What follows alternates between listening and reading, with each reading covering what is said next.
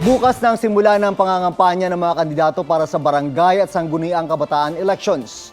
Paalala ng COMELEC, bawal lagyan ng campaign material sa mga pampublikong lugar. Kung sa private property naman, dapat ay may pahintulot ng may-ari. Tuloy-tuloy din ang paghahatid ng mga balota at election paraphernalia sa ilang lugar. Sa Palawan, hinatiran na ang priority areas. Natanggap naman ng COMELEC ang ulat tungkol sa pagpatay sa isang kandidato sa pagkagagawad sa Bukay, Abra. 122 na kandidato na sa Abra ang umatras pero di pa matiyak ang dahilan. Umayaw din ang ilang guro na mag-duty sa eleksyon.